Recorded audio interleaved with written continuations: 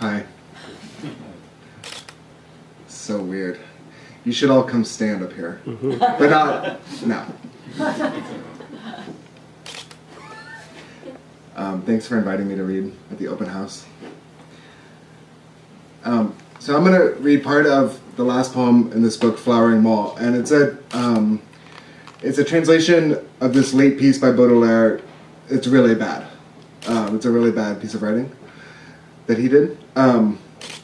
And it's in this book. Well, it's not that bad. It has good things about it. Anyway, so the book is called It's not a book. This work of his is called Fusées, and that often gets translated as rockets. But in my thing, it's fireworks. Oh yeah, and so it has these two epigraphs, and they're both from television shows.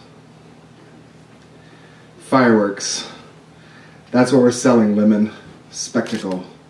The Romans knew it, Louis XIV knew it, Wolfowitz knows it. That's Jack Donaghy from 30 Rock. And then the second's from Buffy and Buffy the Vampire Slayer. If the apocalypse comes, then beat me.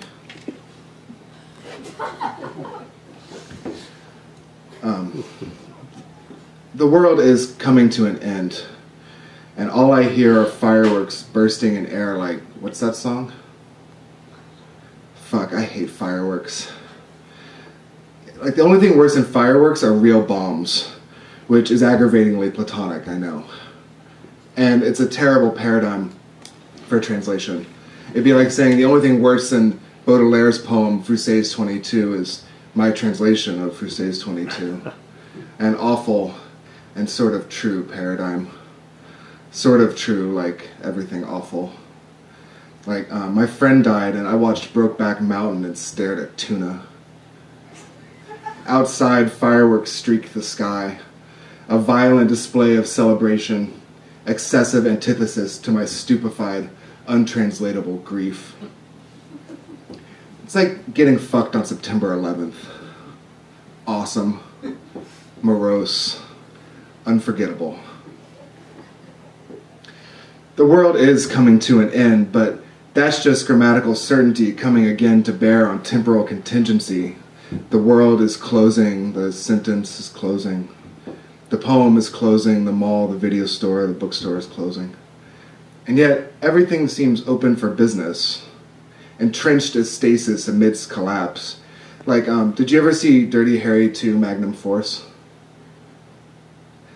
Okay, well, it's a good film. But in the beginning, you know, the opening sequence is like a gun, with a hand and a gun in profile, for, it feels like 20 to 25 minutes, you know, just, and then it slowly turns toward you. Well, anyway, in the poem it says, it's like Dirty Harry's finger on the trigger in the opening sequence of Magnum Force. And ambient stability, blah, blah, blah. It's like looking at a ship moored in glimmering bay water. I stand on the pier and throw pesos as far as I can toward its rotten lee. That would have been me, skimming the moss, because a few weeks after September 11th, I went to defenestrate myself from the horror of lumpen bourgeois romantic reversal. I was half rich, all miserable, hysterical about my beautiful misery and how much I wanted it to die. Do amoebas want to get tickled or just take a nap? What do you think? When I was 10, I called the record store in the city to ask if they had a copy of the first Guns N' Roses EP, Live Like a Suicide. I called with the inchoate fever that follows the encounter of a life-changing piece of art. So, Appetite for Destruction gave me an appetite for cultural mastery over the oeuvre of Guns N' Roses. A male voice answered. I said, "Do you have Live Like a Suicide by Guns N' Roses?" He said, "Do you mean Live Like a Suicide? We don't have that."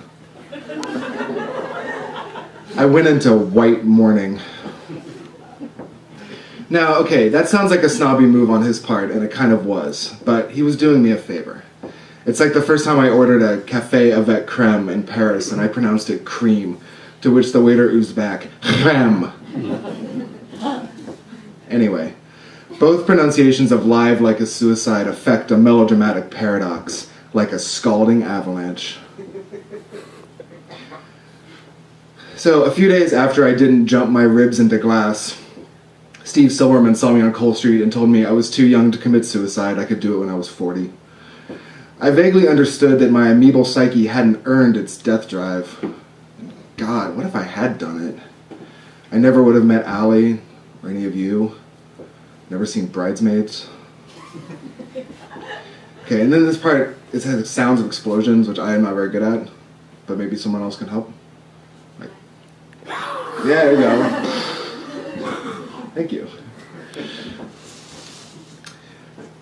Bombs of sheer report, or bombs that make Minimos paintings. We'd hear gunshots any time of year, and Allie or I would say, fireworks? A classic joke to distract us from the oral prompt to sensible fear. If you're going to have cottonmouth for your whole life, it's fair to ask, why live? To go into business to humiliate your dad?